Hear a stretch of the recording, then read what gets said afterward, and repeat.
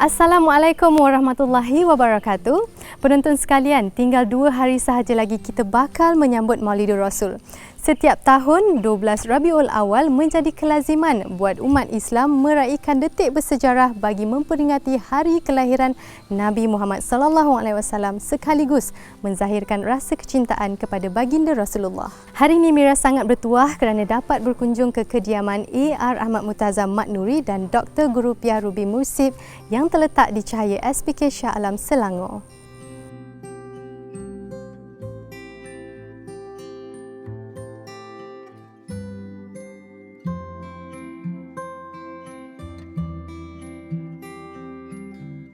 Banglo 3 tingkat dengan kolam renang ini mempunyai ruangan dalaman yang cukup luas dan moden.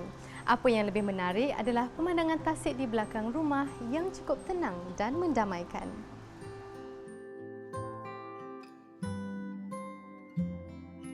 Menarik minggu ini. Masa tu saya susah sangat nak cari pakaian dan saya nak cari pakaian yang betul-betul aurat kita tu benar-benar terjaga. Doktor cakap selalunya tak boleh jalan macam tu tiba-tiba, punca daripada demam. Tapi last Akilah demam sebab COVID. Hari ini kita akan beri hadiah pokok sayur. Kita akan tanyalah klien, dia nak konsep apa. Okey, kalau dia tak ada idea, kita akan bagi idea. Bagi I, 3 color okey. Kalau dah lebih tu takut macam serabut, tak lawa. Nabi telah pesan kepada kita semua kaum lelaki supaya berlaku baik dengan kaum wanita, kaum hawa dengan cara yang terbaik.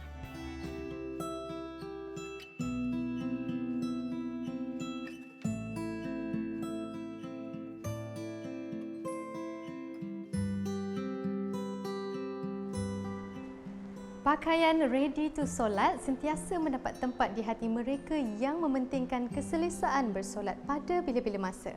Pengasas V Hijrah, V Shantihan menawarkan koleksi jubah, tudung, himar dan juga nikab yang sesuai untuk pakaian muslimah mengikut syariat Islam.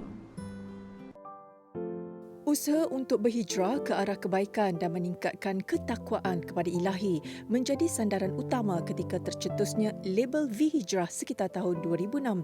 Pada masa itu, Datin Sri V Shanti Khan mula meneroka aspek keselesaan dan fleksibiliti pakaian yang sesuai untuk para jemaah haji dan umrah. Masa tu saya susah sangat nak cari pakaian. So, saya panggil my designer, personal designer. Saya bawa dia cari kain. A few colour, saya buat semua pastel tetapi saya lebihkan putih dan hitam kerana itu merupakan pengalaman pertama saya mengerjakan haji dan saya tak pernah umrah sebelum tu.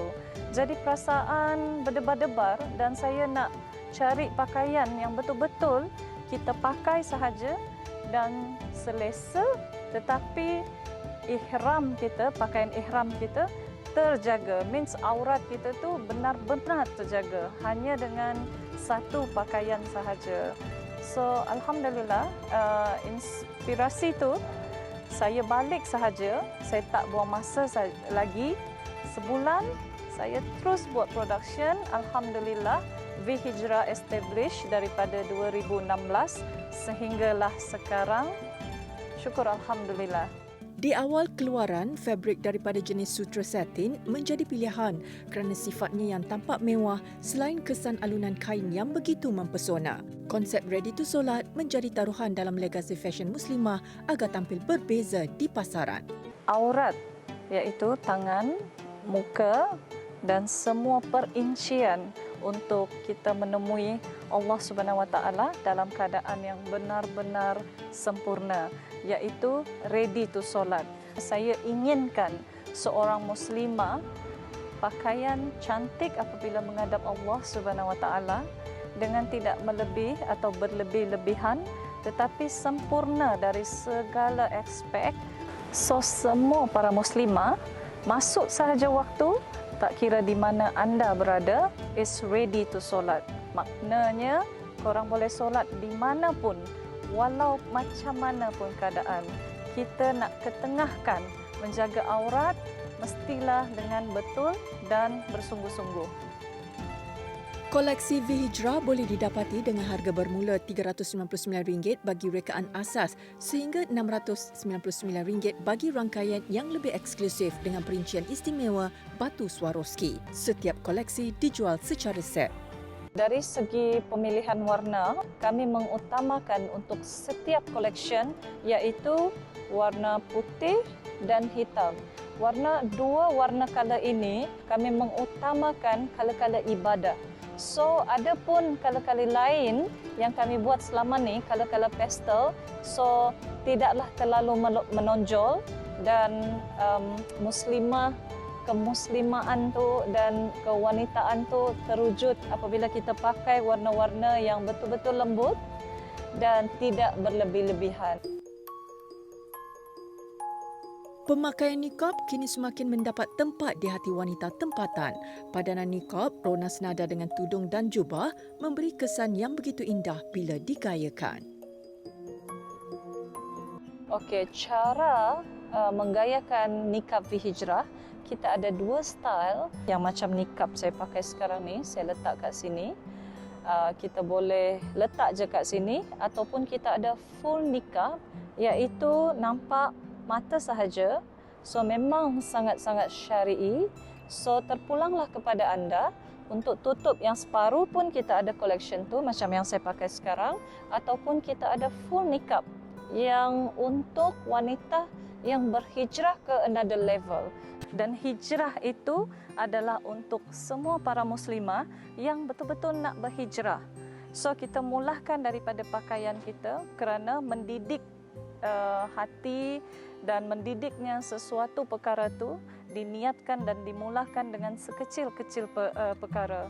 So saya berharap iaitu penghijrahan anda semua dapatlah kita pahala bersama, insya-Allah. Siapa kata dunia kita tidak boleh dinikmati hanya dari rumah? Pakaian dan cara kita melihat sesuatu masalah itu tergantung pada cara kita melihatnya. Kata orang, bila kita sedih, menangislah. Bila kita gembira dan bahagia, mata kita pun akan pandai tertawa.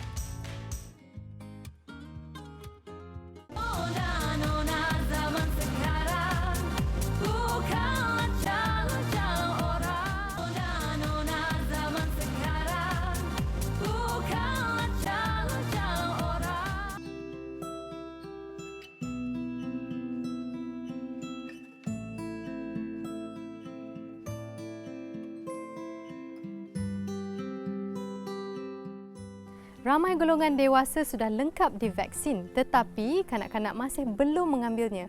Risiko untuk mereka dijangkiti COVID-19 adalah sangat tinggi. Dr. C. Wee Ching, pakar saraf dan kanak-kanak berkongsi keadaan di ward NICU Hospital Sungai Buloh, Selangor serta kesan wabak ini terhadap kanak-kanak. Ikuti pengalaman Nurul Mahfuzah Abdul Rahim 26 tahun berkenaan masalah kesihatan anaknya yang kini mengalami kesukaran berjalan selepas dijangkiti COVID-19. Sejak kebelakangan ini, jumlah kanak-kanak yang dimasukkan ke hospital akibat COVID-19 menunjukkan peningkatan ketara. Pakar perubatan mempercayai kes ini disebabkan penularan varian baru yang semakin dominan di Malaysia. COVID-19 ini disebarkan melalui airborne ataupun udara dan droplet seperti mana pada orang dewasa. Cuma uniknya pada bayi, dia boleh terjadi melalui 3 fasa iaitu waktu kehamilan di mana jangkitan tersebut boleh diturunkan daripada ibu pada janin di dalam kandungan yang disebut sebagai vertical transmission. Nombor 2, penularan boleh diturunkan kepada bayi sewaktu proses persalinan atau delivery. Dan yang ketiga yang lazim kita jumpai di NICU adalah di mana bayi tersebut mendapat jangkitan daripada persekitarannya ataupun dari komuniti sewaktu bayi berada di dalam jagaan ibu sewaktu proses pantang. Golongan kanak-kanak juga mempunyai 5 tahap jangkitan, namun majoriti daripada mereka hanya akan berada di tahap 1 atau 2 sahaja dan akan merebak ke tahap yang lebih serius bergantung kepada kes. Kanak-kanak ini secara amnya dijangkiti oleh virus COVID-19 ini pada tahap gejala yang lebih ringan. Banyak teori yang dikemukakan kenapa kanak-kanak ini tidak mendapat jangkitan COVID-19 seteruk pada orang dewasa. Salah satunya adalah berdasarkan reseptor ataupun penerima virus tersebut tidak begitu dominan pada umur ataupun usia muda. Gejala-gejala yang ditunjukkan oleh kanak-kanak ini biasanya demam, batuk, hingus, cirit-birit, muntah, dan pada usia sekolah rendah, dia kadang-kadang boleh mendapat kehilangan deria rasa dan deria bau. Dan dalam keluarga itu, kalau kanak-kanak itu mendapat jangkitan COVID-19, kadang-kadang ibu dan bapanya juga mendapat jangkitan, dan biasanya mereka kalau lebih serius, mereka akan perlu dimasukkan ke hospital bersama-sama dengan anak-anak mereka sekali. Sebab tak mungkin ditinggalkan anak-anak di rumah ya pada waktu COVID-19 ini. Iaitu semuanya berbentuk rawatan satu keluarga. Varian virus baru seperti Delta juga lebih mudah berjangkit dan mempunyai gejala yang lebih serius berbanding varian Alpha pada tahun sebelumnya. Walaupun pada gelombang ketiga ini, kita melihat peningkatan kes-kes yang mendapat kategori 3, 4 dan 5, dan ini mungkin disebabkan oleh variant of concern iaitu Delta variant. Kita tidak melihat trend ini pada tahun lepas di Sungai Buloh iaitu pada waktu gelombang pertama dan kedua di mana pada ambil kanak-kanak tersebut jarang yang memerlukan oksigen dan jarang yang masuk ke ICU. Bagi kes yang dimasukkan ke unit rawatan rapi ICU, mereka mungkin mempunyai komplikasi jantung akibat COVID-19 atau disahkan sebagai sindrom keradangan pelbagai sistem pada kanak-kanak atau MISC. MISC adalah komplikasi di mana keradangan berlaku pada organ seperti jantung, paru-paru, pembuluh darah serta buah pinggang. Seperti tahu memang ada kematian dilaporkan pada golongan kanak-kanak dan biasanya dijumpai pada golongan yang mempunyai komorbid iaitu dia mempunyai penyakit sendiri misalnya asma, misalnya penyakit saraf tertentu, menerima rawatan untuk kanser ataupun leukemia, dan juga satu lagi adalah obesity juga merupakan satu komorbid yang kadang-kadang boleh menyebabkan gejala-gejala pada kanak-kanak ini menjadi lebih serius. Meskipun rakyat sudah berjaga-jaga membendung penularan wabak ini, masih terdapat jangkitan melibatkan ibu bapa dan kanak-kanak kerana situasi yang tidak dapat dielakkan.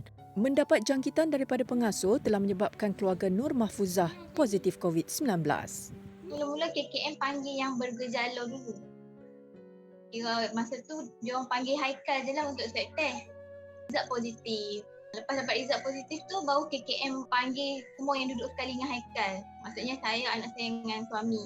Kesemua keluarganya sudah bebas daripada COVID, namun dia tidak menyangka wabak ini telah memberi kesan terhadap sistem tubuh anak bongsunya Nur Akilah Ahmad Al-Alawi 1 tahun 6 bulan sehingga sukar untuk berjalan. First yang saya perasan 3 hari sebelum tu dia jalan macam orang tua tau, macam tak tahu tempang sebelah macam tu. Dia lari ke kiri macam tu kan.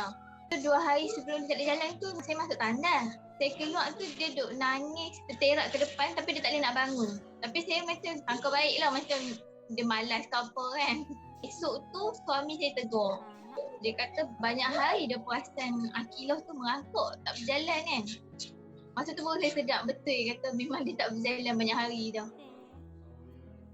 Mahfuzah dan suami mengambil keputusan untuk membawa Akilah ke Hospital Seberang Jaya Pulau Pinang bagi mendapatkan pemeriksaan dan rawatan daripada doktor pakar. Lepas tu masa dekat ward tu, dia orang diagnose lah. Dia orang panggil auto, physio semualah untuk tengok apa yang tak kena kan. Dia orang bawa pergi scan MRI tu nampak dekat betis dia tu memang dah putih dah. Doktor cakap kalau dah putih tu maksudnya saraf kat betis dia tu dah macam kena attack lah dengan kuman. Keputusan ujian imbasan sinar X atau X-ray juga menunjukkan tiada sebarang kesan retak atau patah di tulang peha atau kaki Akilah. Masa tu doktor main melawat my check malam tu, doktor cakap nasib saya refer awal. Dia cakap sebab benda tu dia akan naik ke atas.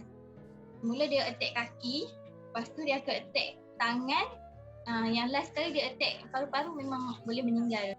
Pada awalnya, adik Akilah masih boleh meniti untuk berjalan, namun keadaannya makin merisaukan apabila dia langsung tidak boleh merangkak dan hanya terbaring di atas katil. Doktor cakap selalunya kalau duduk tak boleh jalan macam tu tiba-tiba, selalu punca daripada demam. Tapi last Akilah demam sebab COVID. Doktor buat conclusion masa dia kena COVID tu antibody kan lawan dengan COVID tu. Antibody yang dia tinggal tu serang balik saraf dia. Setelah seminggu mendapatkan rawatan, Akilah mula menunjukkan tanda-tanda positif dan dia dibenarkan pulang, namun masih perlu dipantau dengan rapi. Awal-awal discharge tu saya ikhtiar sendirilah. Saya pakai minyak terapi, saya urut dekat bahagian saraf tu kan. Kaki kiri dia tu yang paling teruk saraf dia kena attack tu. So saya fokus kat kaki tu yang saya urut-urut kan. So dalam seminggu tu dia dah boleh berdiri sendiri, berjalan sendiri. Memang fasa tersebut di mana kanak-kanak tersebut mendapat demam kadang-kadang boleh diikuti oleh kejang ataupun sawan demam yang biasa lazim dijumpai pada kanak-kanak di bawah umur 6 tahun. Dan kes-kes begitu memang kita jumpa even pada gelombang pertama dan kedua, apalagi gelombang ketiga ni. Tapi kes-kes yang melibatkan jangkitan sehingga sistem saraf pusat dia mendapat jangkitan dan berakhir dengan kelumpuhan itu agak jarang dijumpai even pada gelombang ketiga ini. Walaupun Kementerian Kesihatan Malaysia KKM masih tidak mengeluarkan kelulusan untuk vaksinasi pediatrik di Malaysia, terdapat beberapa saranan untuk cuba membendung isu penularan COVID-19 di kalangan kanak-kanak ini. Kita pastikan kalau ada bayi di rumah, apalagi bayi baru lahir, menerima susu badan selengkapnya, terutama sampai 6 bulan pertama dan kalau boleh lanjutkan sampai umur 2 tahun. Sebab kita tahu bahawa sekarang ibu-ibu rata-rata pun sudah mendapat vaksin COVID-19. Jadi memang kita dapati bahawa susu ibu itu mengandungi zat kekebalan yang boleh diturunkan kepada bayi yang mendapat susu ibu tersebut. Dan khasiat ini memang tidak akan didapat dari susu formula. Jadi itu satu pemberian imuniti pasif kepada anak-anak kita, terutama bayi baru lahir ataupun mereka yang berumur di bawah 2 tahun. Di saat hospital lain sudah mula bebas dan mengalami fasa hybrid, Hospital Sungai Buloh Selangor masih dikhaskan untuk merawat pesakit COVID-19. Menerima jumlah pesakit 150 orang sehari, Hospital Sungai Buloh juga adalah tempat rawatan bagi segala penyakit berjangkit kebangsaan seperti selsema burung, H1N1 dan pelbagai penyakit merebak yang lain. Kita ni sentiasa selalu bersiap siaga, tapi saya terus terang kata bahawa COVID-19 ini adalah yang paling teruk yang pernah kita alami. Saya ingin ambil kesempatan untuk mengucapkan terima kasih kepada anggota dan kaki tangan saya yang telah memberikan dedikasi mereka terhadap rawatan pesakit COVID-19 selama kurang lebih 2 tahun belakangan ini.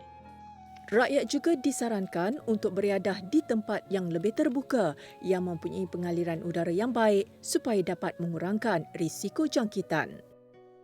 Siapa yang ada anak kecil tu kalau nak keluar tu fikir beberapa kali perlu ke tak perlu ke kan, sebab kita besar ni mungkinlah pertahanan kita ni kuat, tapi anak kita tak tahu dia boleh fight ke tak kan, sebab sementara tak kena tu kita masih ada peluang untuk fikir, tapi bila dah kena tu tak guna dah nak menyesal.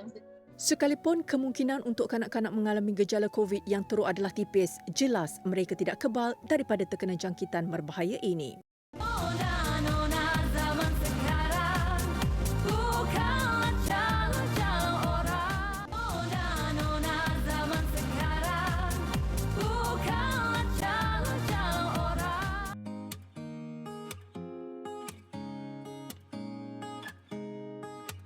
Boleh dilihat sekeliling rumah ini penuh dengan himpunan aneka pohon tropika yang hijau dan redup.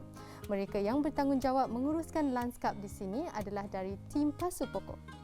Hari ini bersama Mira sekarang adalah Hafizah Hadadik. Atau lebih mesra dipanggil Effie. Apa khabar Effie? Sihat? Sihat, Alhamdulillah. Terima kasih Mira. Mira sihat? Sihat, Alhamdulillah. Baiklah, Effie akan berkongsi cara pembuatan cenderahati menggunakan pokok herba dan juga pokok untuk masakan.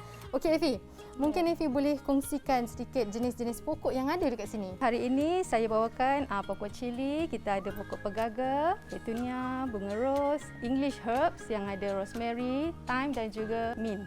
Jadi sekarang ni Effie nak ajar Mira buat apa? Hari ini Efi akan ajar Mira cara untuk membuat pokok cenderahati. Biasanya orang akan memberi bunga, coklat, tapi hari ini kita ada special sikit. Kita akan beri hadiah pokok sayur. Tak sabarnya. So apa kata kita mulakan sekarang, boleh? Boleh. Okey, mula-mula Mira, kita Okey, ada baik. pokok yang daripada kita beli daripada kedai. Kita akan alihkan ke dalam pasu yang diminta oleh pelanggan. So Mira buat sekali lah ni. Boleh, silakan. Bismillahirrahmanirrahim. First time ni. Okey. Oh, macam ni je. Kan ada ruang di dalam pasu tu kan? Tambahkan tanah.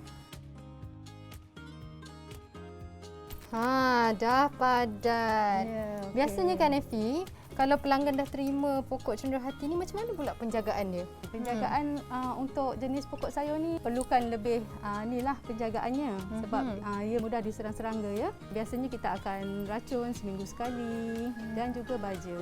Tapi tak payah alih balik ke pokok lain, pasu lain semua tak payahlah. Tak perlu alih. Okey, bila pokok dah cantik masuk dalam pasu baru ni, kita akan bungkus dia cantik-cantik.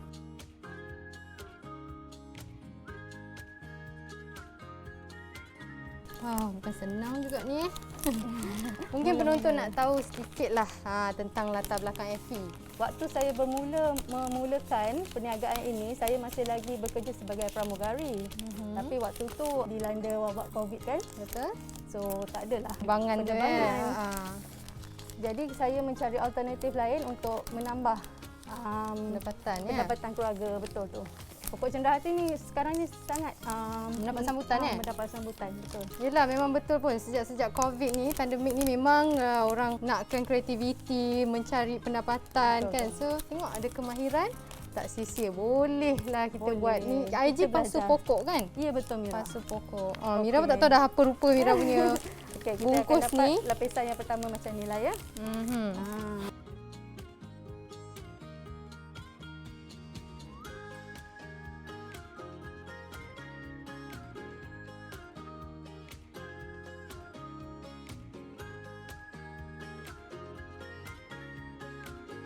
Okey, selepas dah siap dua lapisan kertas ni, kita akan ikat dengan tali untuk mengemaskan lagi pasu ni ya. Okey, biasanya Efi akan buat macam ni lah. Kita akan ukur 1 kali lilitan pasu. Baiklah, sementara Mira menyiapkan dekorasi pokok ini, mari kita lihat segmen Diary Deco minggu ini. Perancang majlis Pretty Little Event milik Nur Nijina berkongsi tip dan dekorasi majlis hari jadi di rumah. Okay, lepas tu kita gunting untuk satu lilitan. Kita buat 1 lilitan, kita buat 2.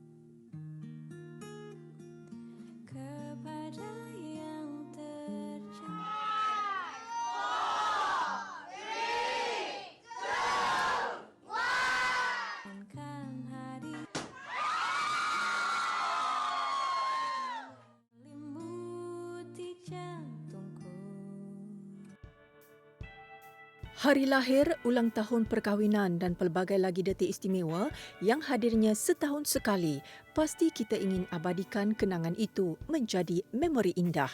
Biarpun dunia dilanda pandemik, sambutan secara kecil-kecilan tetap diadakan bagi mengukir senyuman di wajah yang tersayang. Sebenarnya since COVID ni memang ramai dah buat kat rumah. So kalau kat rumah kan macam family je. So okey lah bagi saya. Proses tu lagi senang lah berbanding dengan kat public area macam restoran semua kita nak kena deal macam-macam. So dekat rumah lagi better lah. Kalau nak buat kat rumah ni kita akan planning konsep. Kita akan tanyalah klien dia nak konsep apa. Okey, kalau dia tak ada idea, kita akan bagi idea.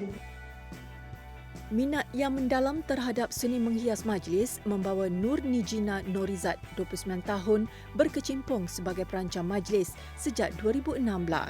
Bakat menata rias sesuatu ruang ini datang secara tidak sengaja sewaktu Gina bekerja di luar negara. Cerita dia macam ni, dulu saya kerja kat Australia. Masa saya berada di sana, saya kan pergi jalan-jalan kan dekat sana, barang semua unik. So dekat situ saya macam terfikirnya macam best je nak buat event planner ni. So kat situlah tercetusnya idea untuk tubuhkan Pretty Little Event ni selepas saya balik Malaysia. Kita start birthday decoration iaitu piknik konsep. I rasa viral kot piknik tu sebab first event I and charge masa tu sangat murah. Tu viral, lepas tu terus macam sampai sekarang lah, I pun tak sangka. Sebab first, I buat untuk part time je. I ada kerja lain, I kerja office dulu. So lepas tu, I buat full time sampai sekarang. Konsep bohemian atau lebih dikenali dengan boho menjadi identiti utama bagi sentuhan dekorasi Pretty Little Events. Hiasan sebegini menjadi tarikan kerana dapat menyelahkan warna alami serta penggunaan unsur segar daripada elemen tumbuh-tumbuhan. Boho konsep ni specialnya dia ada elemen seperti macam rotan, rugs. Lepas tu kita menggunakan dry flower. Contohnya macam pampas. Pampas tu pun sekarang macam famous jugalah, pampas decoration sekarang kan. Gina turut berkongsi tip bagi mereka yang ingin mengadakan majlis sambutan kecil-kecilan bersama keluarga di rumah. Tema majlis adalah perkara paling penting yang harus ditentukan lebih awal supaya persediaan seterusnya dapat dijalankan. Tema tu memang banyak lah. Setiap event tu memang lain-lain tema. Ada tema safari, macam kalau perempuan memang suka colour yang macam peach, pink. So once kita dah tahu semua tu, senanglah untuk kita cari. Contoh kalau macam colour peach kan, selalunya okay, I akan suggest lah, takkan peach je kan semua, so tak lawa lah. So kita akan buat 3 combination lah, tapi jangan banyak lah. Bagi I 3 colour okay. Kalau dah lebih tu takut macam serabut, tak lawa. Tidak lengkap sesuatu majlis jika tanpa hiasan belon. Kombinasi beberapa warna belon yang seakan-akan mampu menyelahkan suasana latar belakang utama yang bakal dijadikan ruang sambutan majlis. Macam belon yang saya gunakan ni, dia menggunakan 2 belon untuk dapatkan colour macam ni. Kalau colour original tak dapat, so dalam belon ni ada belon lain. Kalau real colour takkan dapat colour macam ni. Overseas adalah, kat Malaysia memang kita orang pakai belon ni, kita panggil double stuff. Bahan-bahan utama yang kita perlukan seperti belon, panel backdrop, lepas tu bunga, and prop lah yang bersesuaian dengan tema sesuatu majlis tu. Keluasan ruang yang akan dihias perlu dititik beratkan bagi menentukan saiz yang sesuai untuk setiap dekorasi yang dibina. Bunga arrangement pula saya menggunakan semua dry flower. Dry flower ni specialnya dia tahan lama. Boleh tahan sampai 3 tahun lah. Okey, kalau dah set up backdrop cantik, so tak dekat lah kalau kita tak ada kek ataupun dessert kan. Okey, kalau untuk tips untuk letak kek ni, kita akan letak pedestal stand. So kita akan tengoklah saiz tu yang sesuai dengan saiz kek lah. Selain pada decoration backdrop tu, kita ada boho piknik. Boho piknik ni kita akan bawa palette ni ikut berapa orang lah. Contoh 10 orang, so dalam 3 palette macam tu. Kebiasaannya, Gina mengambil masa lebih kurang 1 jam untuk menyiapkan tata rias dekorasi sepenuhnya seperti ini. Tema yang paling banyak menjadi pilihan tahun ni memang nude natural colour macam ni. Boho piknik tu pun antara yang banyak I dapat sambutan lah. Semoga dengan perkongsian ini dapat memberikan inspirasi dan idea segar untuk anda mula merancang tema yang diinginkan.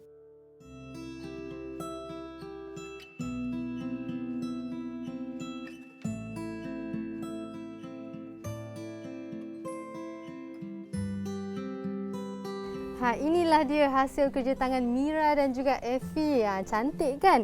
Seronok sangat rasanya hari ini dapat mengubah pokok cendera hati. Sebenarnya Effie, aktiviti macam ni membantu wanita yang inginkan ruang untuk lari dari rutin harian yang memenatkan. Betul tak? Betul tu Mira. Selain itu juga ia menambahkan seri hijauan di rumah di waktu pandemik ini.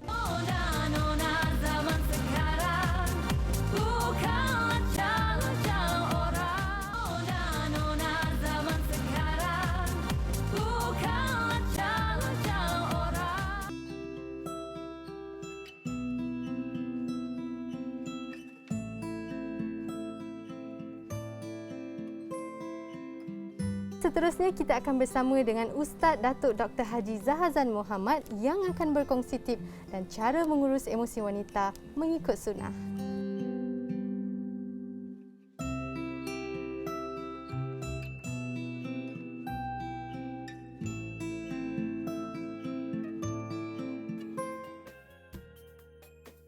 Semenjak awal kedatangan Islam melalui pengutusan baginda Nabi Muhammad sallallahu alaihi wasallam, kedudukan dan darjat wanita diletakkan pada status yang mulia.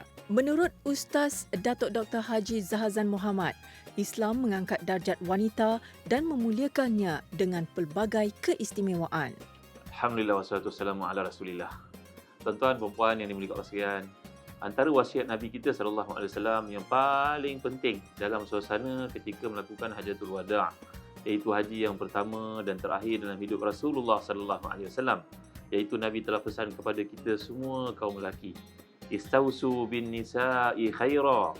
Aku telah pun mewasiatkan kepada kamu supaya berlaku baik kepada isteri dan juga anak-anak perempuan kamu, kepada wanita-wanita pekerja kamu dan sebagainya. Kerana kalau kamu lihat isteri sebagai contohnya, kamu telah ambil mereka daripada ibu ayah mereka dengan kalimah Allah, dengan nama Allah, dan dihalalkan untuk kamu bergaul dengan mereka dengan cara yang Allah redha. Maka tuan-tuan, perempuan, muslim-muslimat yang rahmati dan dikasihi sekalian, inilah kita orang Islam diajar untuk bermuamalah, berurusan dengan kaum wanita, kaum hawa dengan cara yang terbaik, tuan-tuan. Orang Melayu panggil Hawa, sebenarnya bukan Hawa, Hawa, iaitu ibu kita semua, Hawa, isteri kepada Adam alaihi salatu wassalam. Tuan-tuan tahu tak? Satu hari daripada kitab yang saya petik pada kali ini adalah kitab Kenali Rasul kita Muhammad sallallahu alaihi wasallam, yang merupakan kitab Syama'il Muhammadiyah versi baru. Dalam huraian dikemukakan oleh penulis di sini, hadis-hadis dikumpulkan Imam Tirmizi, huraian modernnya oleh yang bahagia Ustaz Ahmad Adnan Fadil, menceritakan bahawa satu hari Nabi SAW bersama dengan Aisyah radhiyallahu anha, isteri yang tercinta itu. Maka tuan-tuan perempuan yang mulia sekalian, pada hari itu, pada waktu itu, tiba-tiba Aisyah radhiyallahu anha berada dalam keadaan stressful. Rupanya emosi orang perempuan, walaupun isteri Nabi, isteri para sahabat dan wanita pada zaman itu, mereka pun ada kalanya terganggu, tuan-tuan. Lalu Nabi pun menggembirakan Aisyah radhiyallahu anha, pernah dengar tak cerita ni perempuan? Pernah dengar tak cerita ni tuan-tuan? Walaupun slot ni untuk orang perempuan, tapi wajar juga bagi kita kaum lelaki untuk memahami sebagaimana yang berlaku. Maka Nabi SAW telah menceritakan kepada Aisyah radhiyallahu anha kisah bagaimana wanita-wanita sebelum dari Islam pernah berhimpun bersama-sama. Maka wanita yang pertama bercerita, dengar cerita ni. Wanita pertama berkata, suami saya adalah seorang yang tidak berguna. Suami saya merupakan seorang yang digambarkan kat sini seumpama unta kurus yang berada di atas satu bukit batu yang sukar untuk didaki. Ini nak menggambarkan bahawa suaminya merupakan seorang yang miskin, susah untuk didekati, tak difahami kehendaknya. Itu yang diumpamakan wanita tersebut dengan bahasa kiasan yang tinggi. Maka wanita kedua pula berkata, suami aku tidak mahu cerita tentangnya kerana aku bimbang kalau aku ceritakan nanti, maka banyaklah keaibannya yang terpaksa aku ceritakan. Dia pun stop setakat itu saja.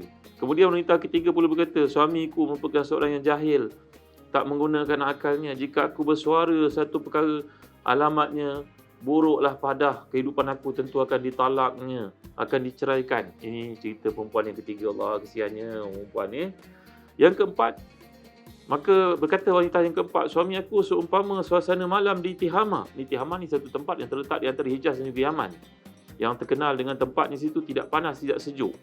Jadi maknanya suami ni tak romantik langsung. Ya. Apa dipanggil dry je. Suami ni memang tak cool langsung. Tak gerti nak beramal mesra dengan orang. Nak kata suka tak, tidak. Nak kata benci pun tidak. Diam, lurus, bendul je begitu, tuan-tuan. Ini maka wanita yang keempat bercerita tentang suaminya. Wanita kelima pula berkata, suami aku bila masuk rumah, keadaannya seperti harimau bintang. Iaitu banyak tidur. Tidak mengambil hirau keadaan rumah. Dia hanya fikir bagaimana nak berhubungan dengan aku saja. Maknanya melakukan hubungan suami isteri saja. Kerjanya macam harimau. Kelaparan sokmo, tuan. Nabi SAW bercerita. Kemudian wanita yang keenam pula berkata, suami aku pula, kalau dia makannya cukup banyak. Kalau dia minum, semua saya minum. Dia tak fikir pun untuk orang lain. Allahu Akbar, pentingan diri sendiri. Maka dah makan tinggal je pinggan begitu, ibarat ada pelayan nak tolong kemaskan. Wanita ketujuh pula berkata, suamiku pula adalah seorang yang bodoh dan bingung.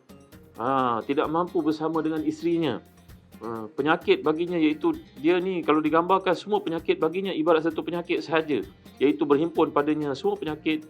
Dan apabila bergaul dengannya sama ada aku akan dimarahi ataupun luka-luka tubuh aku. Maka ni merupakan seorang suami yang tak bertanggungjawab.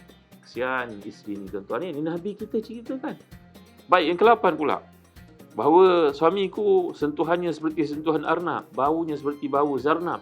Ini merupakan suami yang terlalu lemah lembut. Apa dipanggil? Softy suami yang tak gerti berperangai macam orang lelaki pun masalah juga. Baik, yang ke-9. Wanita ke-90 berkata, suamiku tinggi rumahnya seperti orang yang mulia, iaitu rumahnya didatangi oleh tetamu. Panjang sarung pedangnya yang menampakkan keberanian. Dan banyak sekali abu dapurnya, maknanya banyak dia menjamu orang makan ke rumah. Rumahnya dekat dengan tempat orang ramai bersidang. Nak menunjukkan bahawa rumah ini menjadi dewan orang ramai pula, tuan-tuan. Ini pun menyusahkan isteri juga. Kerjanya menjemput orang makan kat rumah sahaja. Duit habis sebagai orang makan. Tapi dengan isi anak-anak kedekut bukan main lagi. Ini wanita yang ke-9 bercerita. Wanita yang ke-10 baru berkata, suamiku namanya Malik. Siapa pemilik harta yang dapat mengatasi suamiku? Suamiku ini lebih baik daripada suami-suami tadi. Dia mempunyai unta yang cukup banyak. Di tempat-tempat yang banyak untanya. Kalau kita ibaratnya pada zaman sekarang ni macam seorang pedagang yang hebatlah, businessman yang hebatlah. Ada lori banyak, ada bak kenderaan, seolah-olah begitu digambarkan. Namun sedikit saja tempat-tempat pelepasannya ke padang rumput. Maka bila unta-unta itu mendengar suara gendang, menandakan semuanya akan mati di sembelih tetamu datang. Wanita yang ke-10 ni bercerita, suami ni merupakan seorang dermawan, suka bantu orang. Tapi tak nak bantu adik-beradik sendiri. Adik-beradik isteri lagilah tak dipandang. Ini pun satu masalah, tuan-tuan. Baik, wanita yang ke-11 tu namatkan ceritanya. Ini 11 orang perempuan, istilahnya membawa. Tetapi apa yang dikatakan kat sini, suamiku adalah Abu Zar'in. Tahu kata kamu betapa hebatnya Abu Zar'in? Dia memakankan aku dengan perhiasan yang banyak sehingga bunyinya dapat dengar kat telinga, dan dia memiliki tangan yang tegap, dan kami berkahwin dikurniakan anak lelaki dan perempuan. Dia mempunyai banyak harta, ramai orang suruhan. Tapi pada satu hari Allah SWT menguji kami. Maka dia didatangi oleh seorang perempuan muda yang jelita. Maka dia telah pun berkahwin dengan wanita itu dan menceraikan aku. Walaupun dia pada awalnya baik, tapi akhirnya dia lupa kepada segala jasa aku, dia pun tinggalkan aku. Tuan-tuan, tujuan Nabi cerita pada Aisyah radhiyallahu anha ni untuk berikan ketenangan kepada beliau. Maka saya nak bawakan kepada tuan-tuan, pada zaman Nabi SAW dahulu pun, para isteri yang salihah, yang hebat, isteri Nabi termasuk seorang daripadanya, pun kadang-kadang dari sudut emotionally tak stable. Maka itulah peranan kita sebagai suami untuk mendekati mereka, membimbing mereka, memberikan panduan kepada mereka, membawakan cerita-cerita sedemikian untuk menenangkan mereka bahawa walaupun kehidupan kita ni serba kekurangan, tetapi ada orang yang lebih kurang daripada kita banding dengan apa yang kita ada. Itu sebab dalam hadis yang sahih Nabi telah bersabda, "Unzuru ila man huwa dunakum wa la tanzuru ila man huwa fawqakum wa dzalika ajdaru alla tazdaru ni'amallahi 'alaikum." Dalam hidup ini lihatlah orang yang kurang kebendaannya daripada kita. Jangan lihat orang lebih dari sudut kemewahan kebendaannya daripada kita. Kerana kalau kita melihat orang lebih daripada kita, nanti kita akan selalu memperlekehkan nikmat yang Allah berikan. Jadi tuan-tuan, pandukan kepada kisah ini dapat kita ambil satu iktibar, pengajaran bahawasanya keadaan emosi yang tak stable itu turut melanda golongan yang hebat, salafus saleh di kalangan para isteri Nabi sekalipun, macam Aisyah radhiyallahu anha yang mempunyai kedudukan yang tinggi di sudut penyampaian ilmu, seorang faqihah, seorang wanita yang bertaraf mufti pada zaman Nabi SAW, iaitu Aisyah radhiyallahu anha pun kadang-kadang terganggu juga dari sudut emosinya. Tapi itulah peranan Rasulullah SAW untuk menenangkannya kembali. Menceritakan kisah-kisah ini untuk pengajaran. Akhirnya Nabi telah berkata, "Wahai Aisyah, cerita lelaki-lelaki ini yang dibawakan oleh isteri masing-masing adalah menggambarkan tentang keadaan suami yang menambah lagi keadaan tertekannya emosi para isteri. Tapi aku walaupun tak punya harta macam Abu Zar'in, wahai Aisyah radhiyallahu anha, tapi aku tidak pernah menyusahkan kau." Maka itulah dia tuan-tuan dalam hidup. Alangkah indahnya kalau kita dapat jadikan panduan kepada kehidupan Nabi SAW. Dalam bulan kita menyambut Maulid Rasulullah SAW ini, pelajarilah akhlak Nabi ketika baginda menenangkan emosi para isteri baginda sallallahu alaihi wasallam. Itu sebab antara doa yang paling banyak Nabi kita SAW amalkan tuan-tuan ni, dalam hidup ini amalkan, Allahumma inni as'alukal huda wat tuqa wal afaf wal ghina. Allahumma inni as'alukal huda wat tuqa wal afaf wal ghina. Ya Allah, aku mohon kepadamu hidayah, aku mohon padamu ketakwaan, aku mohon padamu kesucian diri, dan aku mohon padamu pergantungan mutlak kepadamu, kekayaan yang bergantung padamu, bukan kepada manusia. Mudah-mudahan dengan sedikit peringatan yang beri manfaat kepada kita semua dalam menangani kehidupan yang penuh cabaran, ketika berlakunya wabak, ketika berlakunya kesukaran, tekanan ekonomi. Ingat kepada Allah SWT. Ingat pada pesan Rasulullah SAW.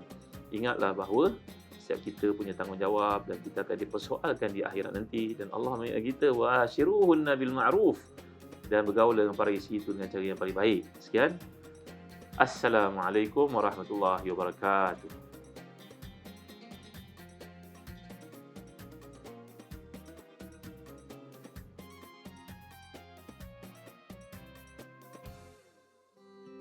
Konsep terbuka antara ruang tamu, ruang makan dan juga dapur secara tidak langsung memberi kesan keharmonian dan kedamaian.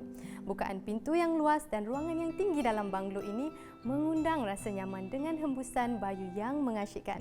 Pasti penghuninya merasa tenang apabila berada di rumah.